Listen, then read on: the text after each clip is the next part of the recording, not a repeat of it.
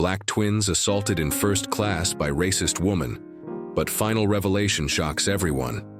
The airport lobby glowed under the cold lights of the ceiling, reflecting the hurried movement of travelers in suits, exhausted families, and uniformed employees. In the middle of that human stream, two small figures caught the eye without even trying. Two little black twin girls, with hair braided with colorful ribbons, wearing elegant dresses in pastel colors combined with small cardigans. They each carried a unicorn backpack on their backs and held their boarding passes as carefully as if they were treasures. His big, bright eyes took in everything around him. Every announcement on the loudspeaker, every movement of the digital billboards, every plane visible through the huge glass windows. It was their first trip on a plane. And it wasn't just any flight. It was the first class of a luxury airline, the same one that graced magazine covers as the ultimate symbol of excellence. As they approached the gate, the agent smiled warmly when she saw the names on the cards. Luna and Liana Walters. A surname that few knew still carries a colossal weight. They breezed through VIP security, a few employees exchanging discreet glances, wondering who the little passengers important enough to receive such treatment would be, but no one dared to ask. The corridor that led to the aircraft seemed like a carpet of possibilities for the girls, who walked hand in hand, their footsteps echoing softly as they laughed softly, trying to guess how many clouds they would see from above. When they arrived at the door of the aircraft, they were greeted by a young flight attendant, who smiled genuinely and guided them to their seats in the first row of first class. Two wide, luxurious seats by the window, with silk cushions and small monitors glowing softly. The twins slid into their places with the innocence of those who still believed that the world was a fair place. Their legs dangled in the air without touching the ground, as they fascinated explored the seat buttons, the light control, and the interactive screen.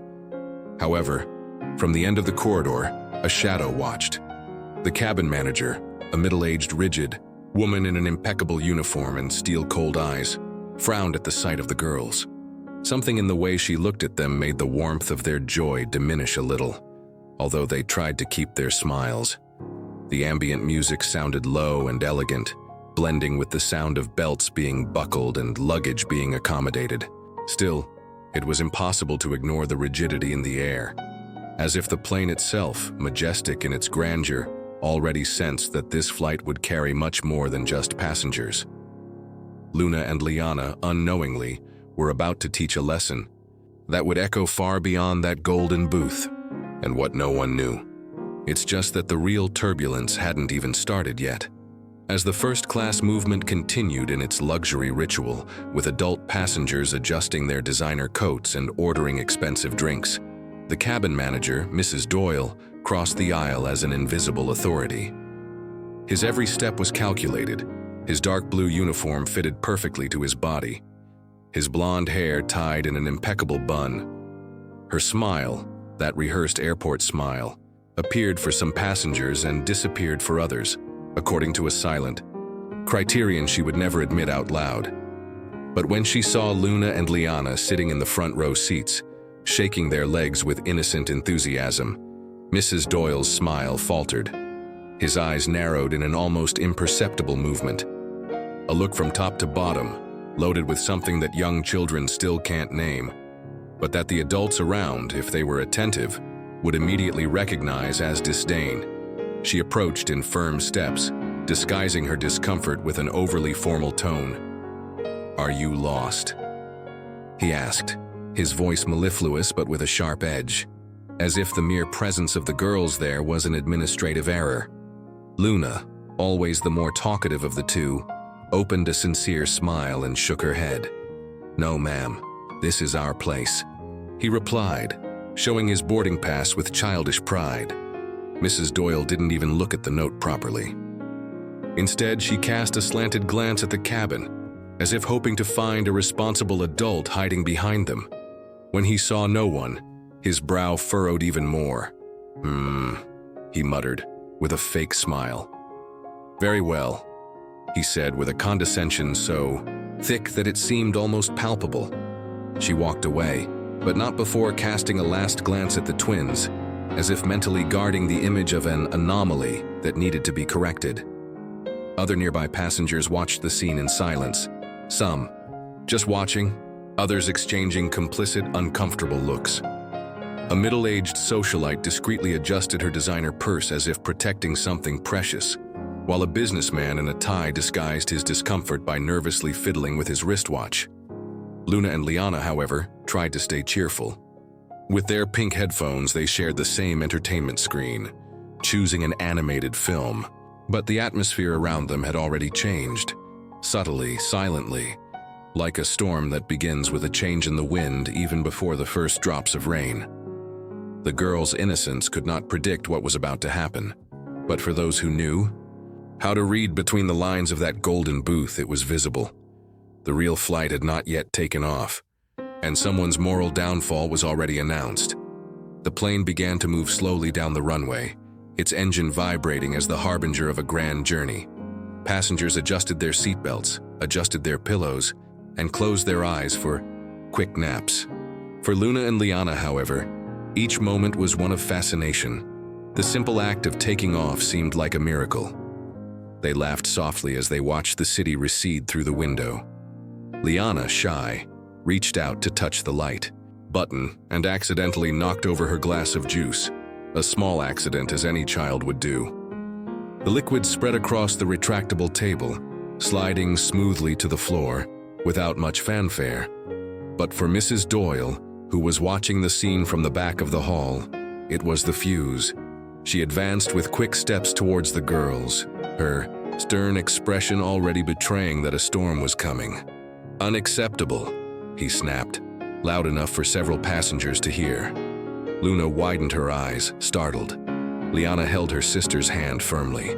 Before either could answer, Mrs. Doyle pulled a washcloth from the service cart and, instead of cleaning it gently, threw it contemptuously over Liana's lap. "You have no way to be here," he snapped without disguising his irritation. The comment cut through the air like a knife. Some heads turned. An elderly gentleman slowly lowered his newspaper to observe. The socialite in row 3 exchanged uncomfortable glances with her friend. Luna, with the courage that only the purest hearts carry, tried to speak. "It was just an accident, ma'am. I can clean up." But Mrs. Doyle interrupted her with a harsh gesture. "Next time, try to behave like true first-class passengers," she said, venom dripping from every word. Luna's face flushed with embarrassment. Liana, with teary eyes, squeezed her sister's hand. Even harder. They didn't understand why they were being treated like that. They didn't understand why their smiles, so full of hope minutes before, now seemed out of place. The atmosphere in the cabin has changed. The golden luxury around it has lost its luster. The air became heavier. The embarrassment was palpable, like an invisible veil enveloping all who witnessed it. But still, no authority intervened. No other commissioner questioned it.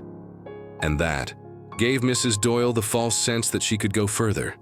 She straightened her posture, cast a last look of contempt at the girls, and set off down the hall as if she had just restored order. What she didn't know, it was that at that moment, he had planted the seed of his own downfall, because those two little girls with their broken hearts were not alone, and the one who protected her dreams was someone far, much more powerful than she could have ever imagined. And what would come next? It would change everyone's lives on that plane.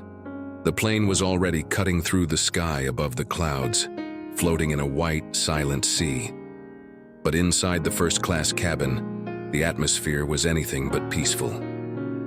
After the public humiliation, Luna and Liana curled up in their seats, trying to make themselves invisible, their small bodies almost merging into the armchairs. Luna, determined to protect her sister, bent over to pick up the blanket that had slipped to the floor during the incident.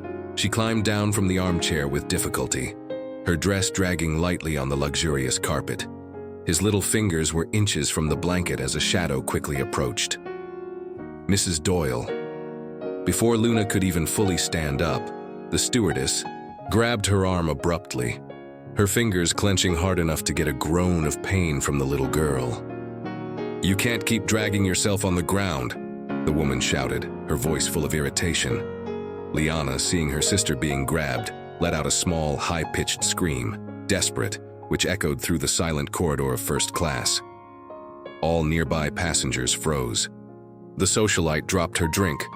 The executive next to him dropped the newspaper on his lap. For a moment, no one knew what to do. No one wanted to believe what they were seeing. An airline employee, in front of dozens of witnesses, violently grabbing a child. Luna tried to let go, tears already welling up in her eyes. But her instinct was not to fight. It was to understand, to apologize, to be good. She didn't want to cause trouble. I didn't want to embarrass anyone. But the pain was real. The fear was real. Liana, not knowing what to do, jumped to her sister's side, hugging her tightly, as if she could protect her from that unfair attack. The silence that followed the gesture lasted only a second, but it was a long enough second to change everything. An elderly passenger abruptly rose from his seat. "Hey!" he shouted, pointing to Mrs. Doyle. Other passengers began to murmur, to agitate. Some discreetly took out their cell phones. It was impossible to deny. It had crossed any line of decency. Mrs. Doyle, realizing too late the scope of what she had done, abruptly let go of Luna. But it was too late. Too late. The impact of that moment was not only in the red marks that began to appear on Luna's arm. It was engraved in every horrified look, on each phone being pointed discreetly, in every heart that knew it had just witnessed something unforgivable. The silent tears that ran down Luna and Liana's faces said more than any words. And unbeknownst to Mrs. Doyle, outside that plane, something was already moving toward her. An urgent call, made by small and courageous hands, had already crossed the sky, and the answer that would come, it would bring down much more than a simple stewardess. After the shock of the aggression, the entire plane plunged into a thick, suffocating, almost unnatural silence. The kind of silence that is not tranquil but tense, vibrating in the air like an electric wire about to burst. Luna and Liana continued to hug in the seat, their faces glued to each other, tears slowly drying on their cheeks. None of them cried loudly. It was that silent, painful cry that hurts those who see it more than those who hear it. Even at such a young age, they understood something much greater than their ages could explain. At that moment, they were alone. Or at least that's what it seemed. Mrs. Doyle, standing in the hallway, was breathing heavily, trying to regain her composure, as if it were still possible to erase what dozens of eyes had just witnessed.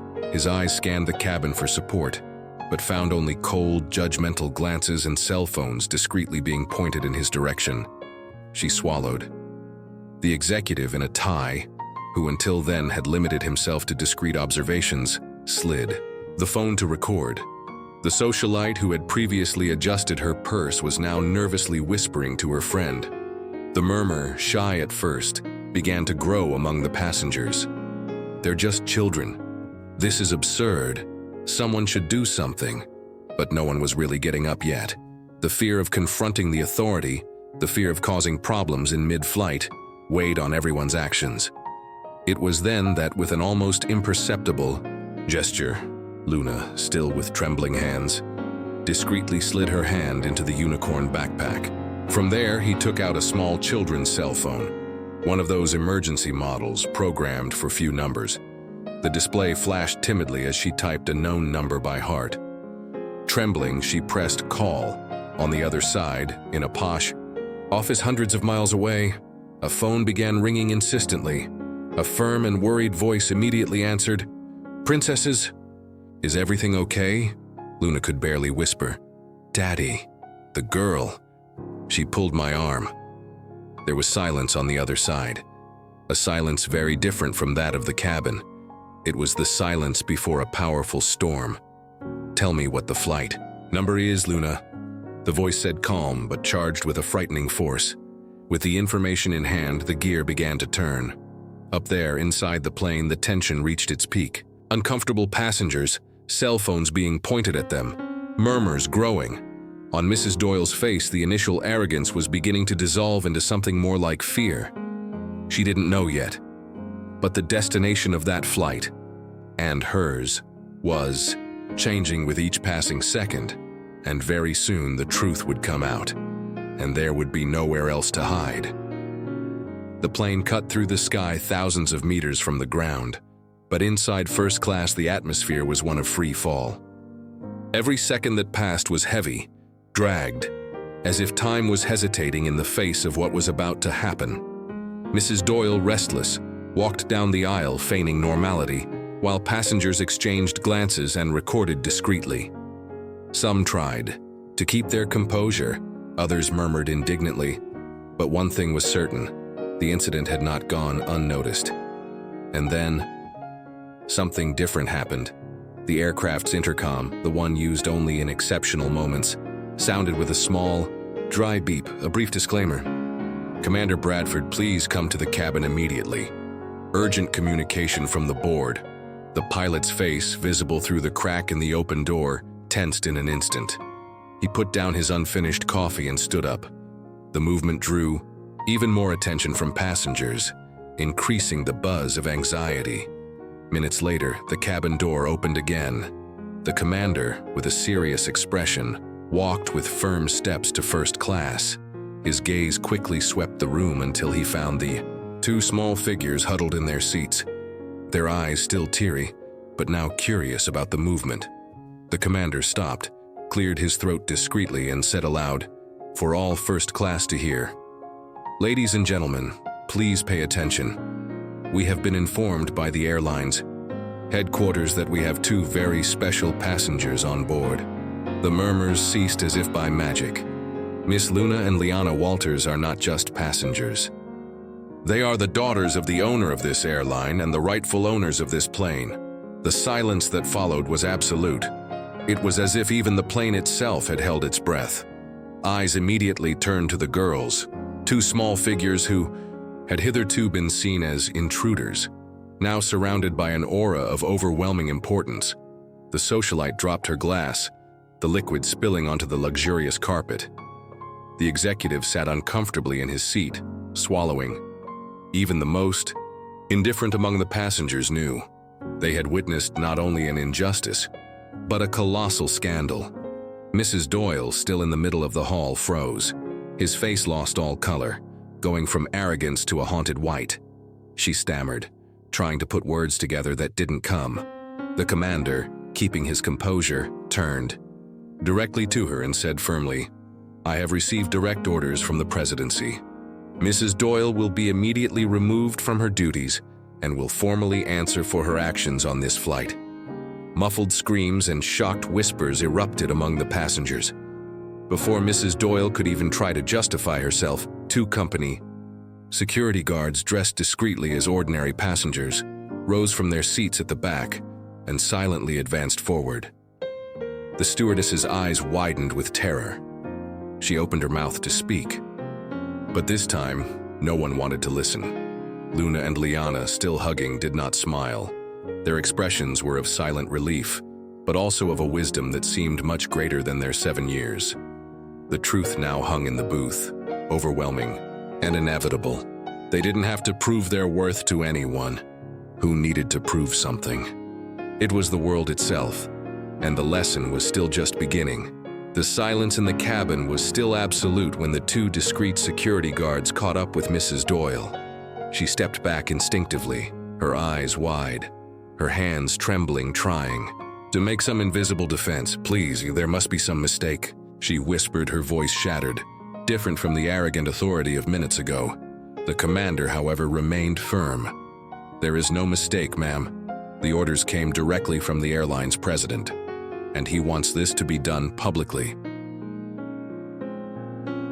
Hearing those words, Mrs. Doyle's expression changed from despair to total panic. She looked around for support, but found only cold, judgmental faces. None of the passengers who had previously been silent were now willing to help her. Slowly, the security guards escorted her to the back of first class. Each step echoed like a hammer in the consciousness of those present. Every look was a silent sentence. Every camera recording was an eternal witness to his downfall. As they passed the twins, Luna and Liana looked directly at Mrs. Doyle. No hatred, no anger, only with innocent sadness, as if wondering why it would have been so difficult for some to simply be kind. That final look, childish and pure, hit Doyle harder than any reprimand could have done.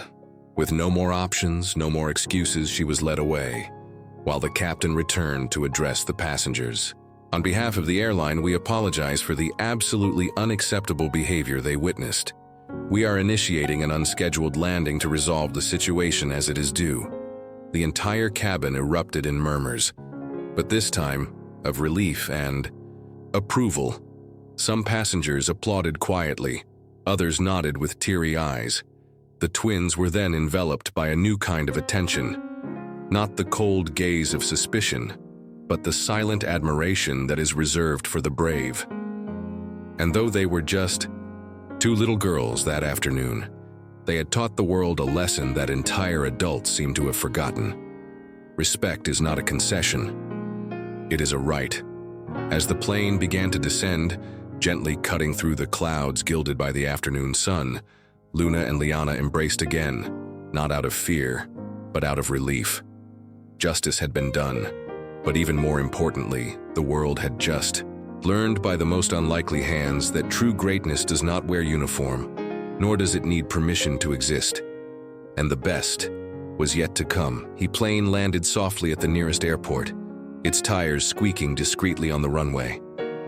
But the real impact of that flight wasn't in the technical landing. It was in the invisible transformation that had taken place inside each passenger. As the plane taxied slowly toward the gate, Luna and Liana remained in their seats, small but now giant in plain sight. On board, the atmosphere had changed completely. The respect that had previously been denied now flowed in shy looks, in sincere smiles, in small gestures of reparation. When the doors opened, a team of high-ranking airline employees waited on the tarmac, men and women in ties, tense faces, attentive eyes. In the center of them, standing with an air of powerful restraint, was Mr. Walters himself, the girl's father and president of the company. As Luna and Liana descended the steps of the plane, running hand in hand, Mr. Walters knelt with open arms to greet them. The hug that followed was so tight, so full of love and relief, that not even the photographers there to record the moment could contain their emotion. The president, still with his daughters hugging him, turned to the press, to the passengers who were now getting off in respectful silence, to everyone. And his voice cut through the air with the clarity of someone who would leave no room for doubt. No one, absolutely no one, will be disrespected under my command. Doesn't matter your age, your skin color, or your last name. Dignity is non-negotiable. The words spread like wildfire. That same afternoon, videos recorded on the plane exploded on social networks. Within hours, the story of the twins who were humiliated and later revealed to be the daughters of the airline owner dominated the news around the world. Support pages were created. Celebrities have shared their stories of discrimination and support for girls. Thousands of people were inspired by Luna and Liana's silent and courageous stance. And most importantly, concrete changes have taken place. Mr. Walters announced in an emotional public interview the creation of the Luna and Liana policy, a new code of conduct that would require absolute respect for all passengers, with mandatory training for all crew, with no exceptions. Respect is not a luxury, it is a necessity, he declared, looking directly at the cameras. And so, two little black girls with their colorful ribbon dresses and unicorn backpacks changed the culture of an entire industry. Not with shouting, not with hatred, but with dignity, courage, and the irresistible force of truth. Luna and Liana returned home as they had left, hand in hand. But now, the whole world was walking behind them, a little more aware, a little more fair. And the sky, which that morning seemed so distant and untouchable, now seemed a little closer to everyone. Sometimes the greatest strength comes from the smallest hearts. Luna and Liana didn't raise their voices. They didn't fight back with hatred. They didn't try to prove who they were through anger. They stayed true to their essence. And that's exactly what disarmed prejudice and turned injustice into real change. This story reminds us that respect is not something that can be bought or imposed. It is something that everyone deserves, simply for existing. And that true greatness is not in the titles we carry, but in the way we treat others when we think no one is looking. Never underestimate the strength of those who remain silent. Never doubt the impact that an act of dignity can cause, because sometimes it is precisely the simplest gestures, such as that of two little girls embracing each other in the middle of a storm, that echo throughout the world. If this story touched your heart, don't let it just stay here.